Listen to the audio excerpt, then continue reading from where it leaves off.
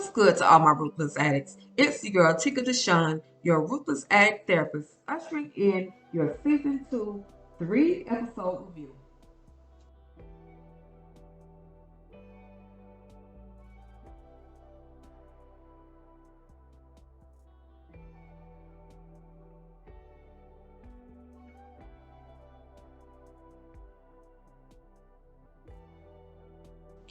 Yes, so for the return of season 2 of Ruthless, Tyler Perry and the people over at BET Plus decide to give us 3 episodes, three flaming hot episodes.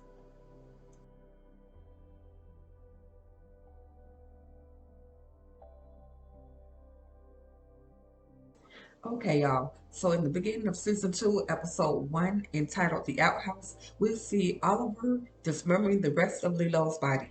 Yes, Lilo is officially dead. Some of us wanted it to be some type of dream sequence where he would, wake up, snap up out of it, where we thought Oliver did it, but he actually didn't do it. Well, officially, Lilo is dead, and Oliver is placing his dismembered body into a wheelbarrow underneath some wood, which is actually used for burning.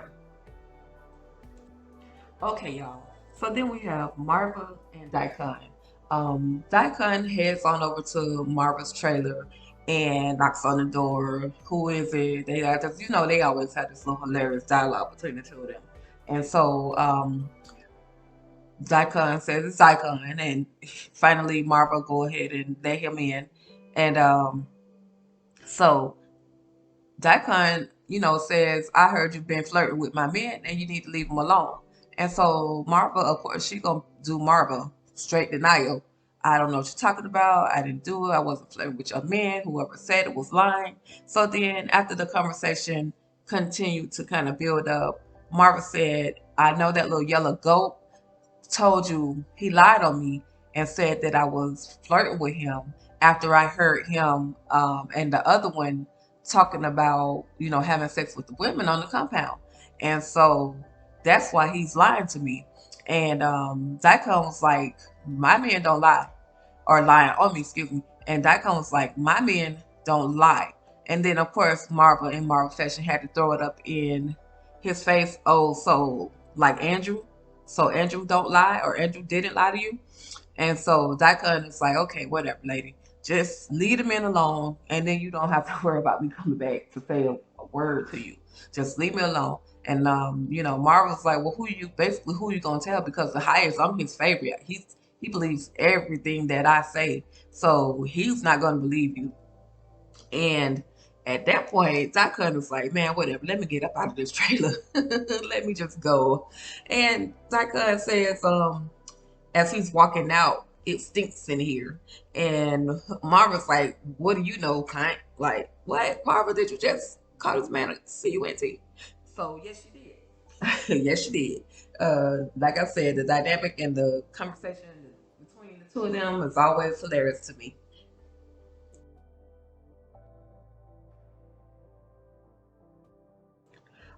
Okay, y'all. So we see that Ruth and the highest have had sex, and just like River said, the highest would cry afterwards, and he does. He says, he basically doesn't seem like the highest at this moment. He basically turns into a whole little kid, and of course, we find out that as a young child, he was molested by his own mother. He said basically his biological mother raped him, was, molesting him, and he could never please her.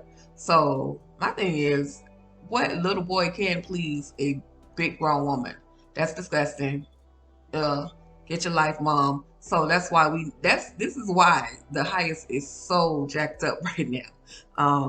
He's been molested by his mother, and he could never please her.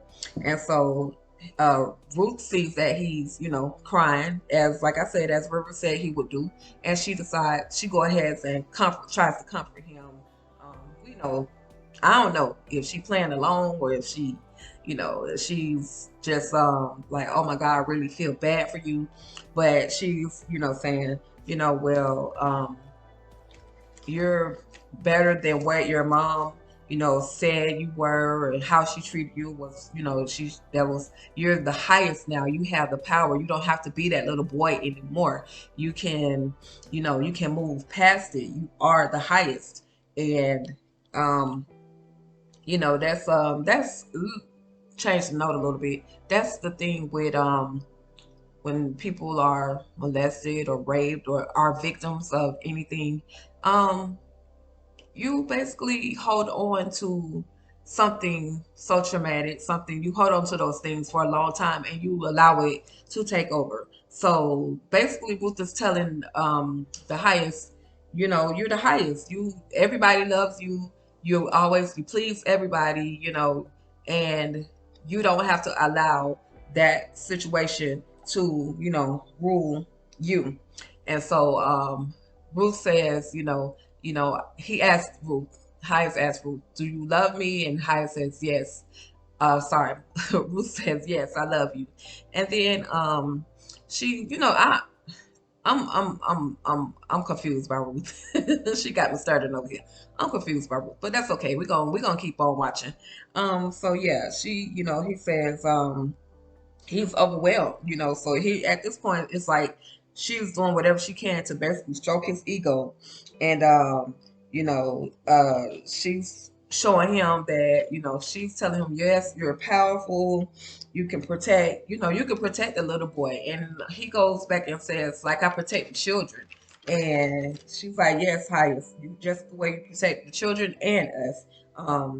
You're the best. You do that. So the highest decides to ask a question that probably most men will ask. Am I the best you ever had?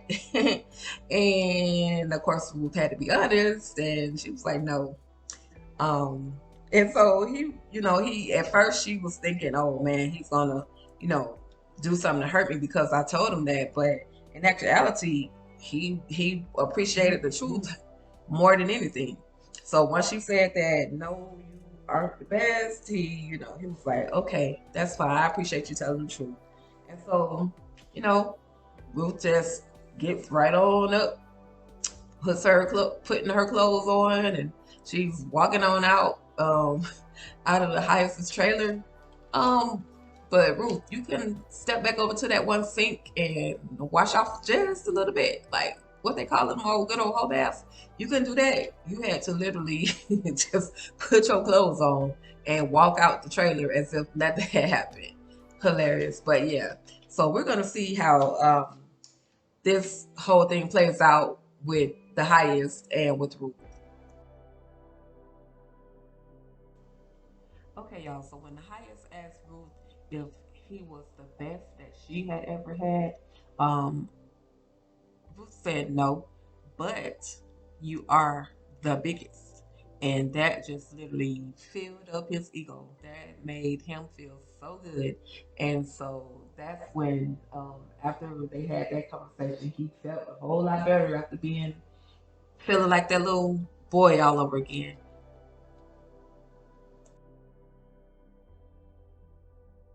So as Ruth is walking out of the Hyacinth's trailer, you have Joan, who literally has been waiting there um, for hours to see the Hyacinth because she was called, she was told to go to the Hyacinth's trailer. And yeah, she's been literally sitting out there waiting. So Ruth finally walks out of the trailer and um, they begin to talk, and um, she's, making small talk, but then she asks her to come over to the table and she talk and she says, well, you've been in there for a long time. Is there anything I need to know? And so Ruth is just like, what are you talking about? What's basically whatever whatever conversations happen between the highest and I, that's between the highest and I. And so basically, John's just trying to figure out if Ruth was in there telling the highest on her, saying, telling her, just anything so that she, wants to basically Joan wants to know what happened so she can know, she can know what to expect, whether she's about to be punished, whether she's about to be cursed out, whether she's about to um, you know, have to do something she basically just want to know. She want a heads up. And so Ruth is like, I don't know. Basically, I don't know why the highest want to see you, but at the end of the day, I didn't say anything about you. And so Joan is just like, okay. So finally, Joan has to make her way into the trailer. She goes into the trailer with the highest, and the highest basically called her in there to ask about the money situation. And Joan proceeds to tell the highest that, sir, we have, multiple accounts, and we're just waiting. We sent the money out. We're just waiting for it to come right back in, and that should happen soon. And so basically, the highest, there was no punishment or anything like that for her. He just wanted to know, check on the status of Lilo, which nobody has actually heard from, of course, and um, find out about the money situation and to see how much longer it's going to be so that they can get their money back. So Ruth meets up with River. She just happened to, or I'm sure he was waiting for her, but they meet up and, he asked her, so what happened? And of course, Ruth is like, I'm not supposed to talk about that. So why you asking me? But anyway, Ruth is, so she says, River says, well, how did it go? And Ruth says, look at me. How do you think it went? And so River is just like, well, is he happy? And then she's like, of course he's happy. Um, so basically, Ruth is just like, I need to know everything. I'm putting myself in this compromising position, so I just need to know everything. Why am I doing all of this? And of course, River is like, well, we can't have this conversation out in the open. She said, okay, later. Basically, they'll meet up at some point in time to have the conversation as to why she's doing everything that she's doing. Then River says to Ruth, oh, I know I chose the right one. And Ruth responds back, oh, so keep thinking that you chose me. You know what I mean? In other words, I know what I'm doing. I chose to do what I'm doing. I'm running this. You think you're running it? Use that little brain, little boy. You think you're running it, but I'm really running it. So yeah, Ruth is up to something, y'all. I keep telling y'all, she's got other motives. I keep wondering, is it all about Callie or is it all about the money? So we're gonna see. Okay, so at this point, Agnes is inquiring about the whereabouts of Lilo. She sees Oliver and she asks him, have you seen Lilo? And Oliver says he's at the outhouse. So he's been at that outhouse for a long time there, Oliver. And so Agnes is like, well, can I tell you something? First of all, I need to know if you like Lilo before I say what I got to say. And Oliver's like, no, I don't like him. And the look in his eyes should have told her he doesn't like him. But so she proceeds to say, well, Marva gave him something that's gonna probably keep him in that bathroom for a long time. Now, mind you, it was dark when Agnes brought Oliver to Lilo to even take him to the bathroom. And now the sun is out. So dang, did he fall down the drain? Did he fall down in the hole in the outhouse? Like, where's Lilo? And so yeah, nobody, of course, they still looking for Lilo. And so even though people don't like him, they still gotta look for him because he's an important part of the Rockadoochie plan. Okay, and then next we see River and the highest, and the highest tells River a little bit of, we got good news and everything's gonna be all right, so on and so forth. And he says, give me the lines. And of course, the lines happen to be some coke. So not only is the highest a heroin addict, he's also a coke addict. What's next? The highest, what next? So yeah, so they do the lines, and I don't think, what y'all think? I don't think um Oliver actually did those lines. I think he's just pretending enough to make it seem like, to the highest that he's on the same page as him, and just trying to get in good with him. But he pretends to, or he looks like he's snorting the cocaine, and um, like I said, they have their conversation, and then After that, we see Ruth has finally made her way back to the trailer where Tally is, and Tally is like, "Well, where have you been? Been gone for a long time." And this is the first time that Ruth actually lies to Tally. Like, so now you just broke the trust barrier because Tally, Tally knows it's on the what, so she pretty much know the whereabouts of people. And so why would you lie to Tally Ruth about going to, you was said you was speaking to Marva, but in actuality we know you were with the highest. And Tally's supposed to be your sidekick, so you're supposed to tell her everything, but for some reason you failed to admit this information. There's a little bit of important information. So, I think that with her lying to Tally, that's gonna break the trust factor that they both had, or that Tally had for Ruth. That's basically gonna break that. So we'll see. Um, and then within that conversation, Ruth is asking Tally. She has this little jar in her hand. She's like, "Where you going with that? And what's that?" And Tally says, "Well, I'm gonna go see." Tally says, "I'm gonna go see Yancey." And so um, Tally, Ruth is like, "Well, don't you think you need to wait? The lights are still out right now. You need to wait so nobody will see you." And Tally's like, "I know, but I need to go and do this. I need to go ahead and see, talk to Yancey so I can get those keys. Those keys. Once we get those keys, we got access to everything, and then we can just get up out of here." And Ruth is trying to talk her down. Don't do it. Don't do it. But she's persistent and saying that she's gonna go and talk to Yancy anyway. And so after that, Ruth also told her, "Look, you got that custard from that kitchen. You need to make sure you take it back."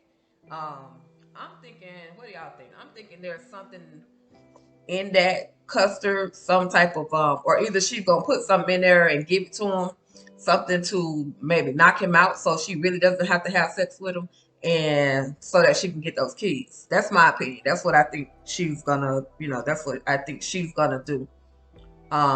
What do you guys think? Let me know down below in the comments what Tyler's gonna do with the custard that she took from the kitchen.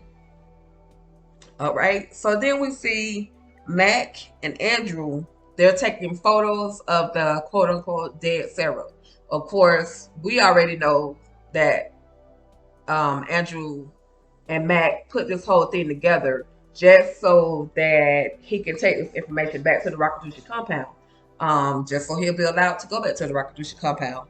And so once Mac is done taking his pictures, Andrew says, "Wait a minute, I need to take pictures on my phone," basically so he can have evidence to provide to Daikon, and so that also they're going to put this whole thing on the news and upload everything to the internet like they do, fake news. But yeah, he's gonna put everything on the internet so that when, of course, because Daikon is gonna question everything, and he's gonna show Daikon that, hey, I really did what y'all told me to do. Okay, and so that's it. Andrew, he and Mac are done with the process, and of course, you know Sarah decides to stand up, or Mac, of course, helped her up, and he's like, "Please go wash it off, because I can't talk to you, because it's basically you got a hole in your head, or what looks like a hole in your head." And so Mac is like, "Please go wash up, clean up, change clothes, do what you got to do, because I can't talk to you looking like that." And so, of course, Sarah, being her anticipating self, "No, I want to talk, blah blah blah." But anyway, she finally ends up leaving out of the room. And then Andrew leaves. Andrew leaves to go, of course, head back to the Rakadushi compound, which is a few hour drive away. All right. So then you got Malcolm just show back up at the house. I don't even think he actually left. I think he was parked outside just waiting, telling Mac, "This is my home." Like, bro, how you put a claim on somebody else's home? Did you pay Yeah, you might have paid a couple of bills, but pretty sure that house belonged to Andrew and Sarah. not you. But he claimed it, and well, he's like, well, she can just stay here with me. I'll protect her. But Malcolm, you making a whole lot of mistakes, bro. Like, I don't know how you gonna be able to protect her. Just let her go ahead and go with Mac, and do what needs to be done. So then we have Marva and Clark. Marva and Clark outside of the Hyacinth trailer having a conversation. Um, and Clark is like, you know, oh boy, here she comes. He got that look on his face. So Marva says, so you told Daikon all those lies on me? And Clark is like, lady, you know, you know what you did. You know you harassed me. You know you tried to make me have sex with you. Why are you lying? I didn't lie. And first, but prior to that, he was like trying to deny that he even talked to Daikon. He was just trying to say, like, what are you talking about? But at the end of the day, we know what happened between Clark and Marva. We know Marva should get a sexual harassment charge. um, or she just need to get her some and leave all the rest of the men alone. So then we also find out that Daikon actually questioned Oliver about the situation that Clark was referring to, about the little flirtation and all of that stuff between Marvel and Clark, and more Marvel than anything. And Oliver basically denied that situation. He said that he didn't see anything, but why else would he go into the trailer? And then of course Clark confronted Oliver about it. It's like, dang, thanks man for, having my back. I've always had your back in everything, and it's jacked up that you couldn't even have my back in this situation. And so Oliver was like, I didn't know if he was sincere because he was laughing. So I didn't know if he was serious. I didn't know what to tell him, but I just didn't, I just didn't know what I should have done. But I had your back. And so, but clearly you did have his back, because all you had to say was, yeah, Marva harassed the man. He told me that she tried to, you know, have sex with him, period. Oliver, like, you around there chopping off heads and stuff, but you can't even have your boy back. The one who protected you from, um, when Daikon was on D Watch, okay?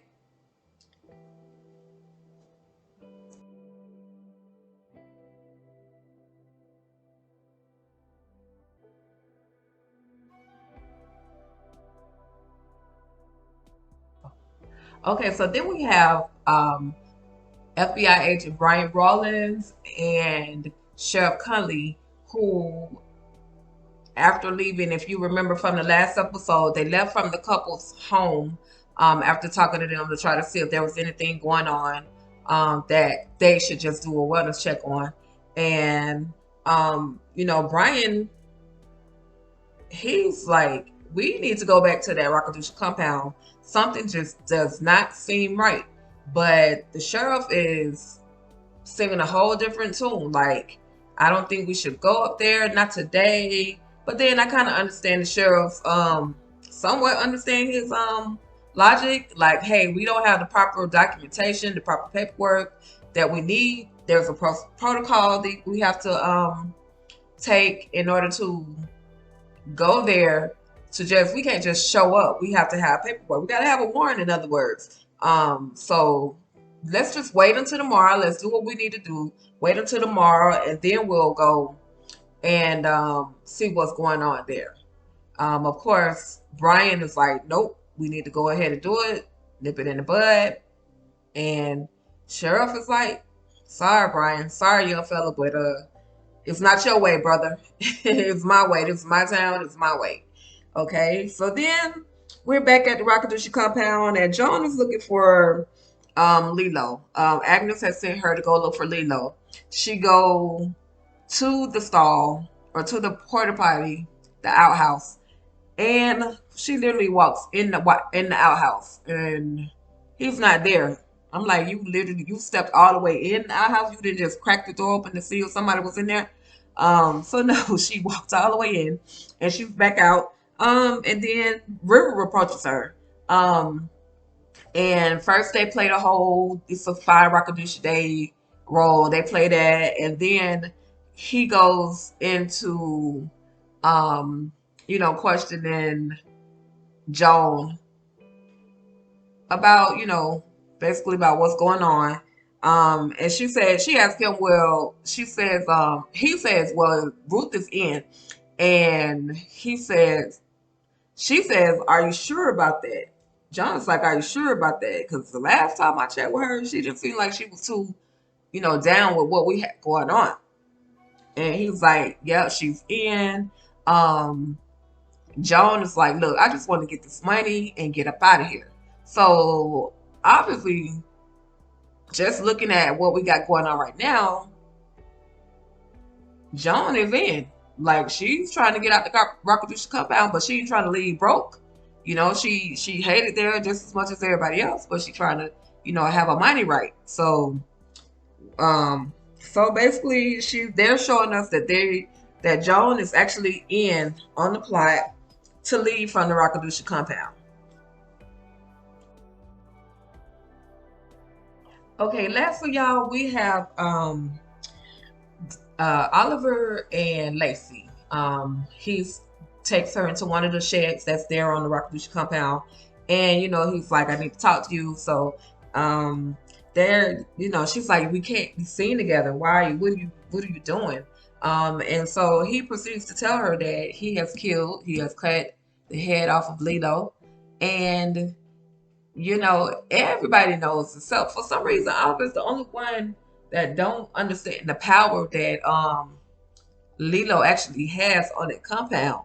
And so when he told Lacey that he had cut Lilo's head off and basically killed him, and she was like, "No, you shouldn't have done that. You created a whole bunch of mess for everybody.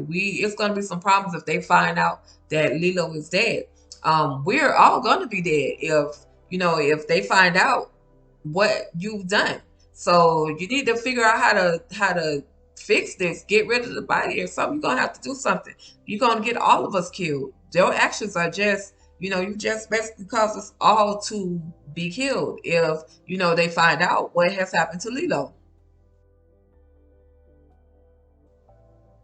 Okay, y'all. That's it for our episode one review of season two on Ruthless.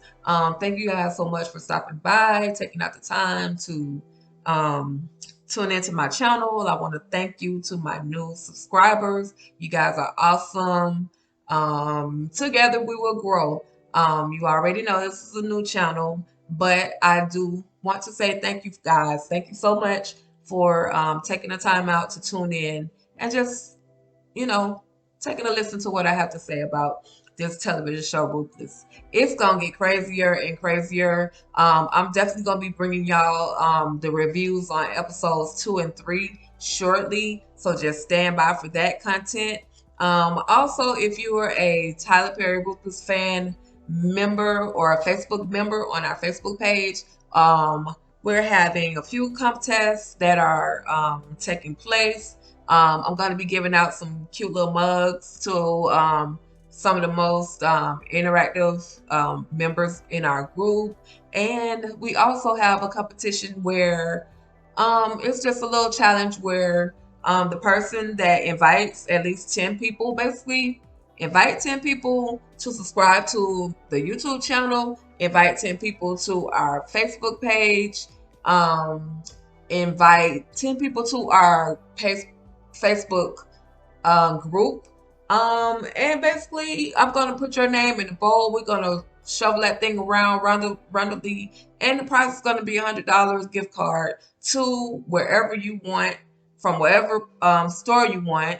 Um, just for showing us a little bit of support. So thank you guys for tuning in, and I hope you guys have a great weekend.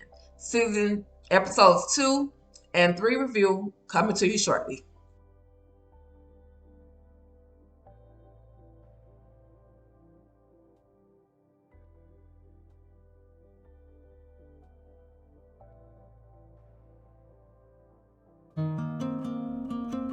Today's recap is brought to you by Cookies Designs, where she has a passion for creating customized party favors, but will go above and beyond to dabble in other crafts to please her customers. Her goal for 2021 is to create. So reach out to her on Instagram and Pinterest at Cookies Designs. That's at Cookies, Kookiez Designs.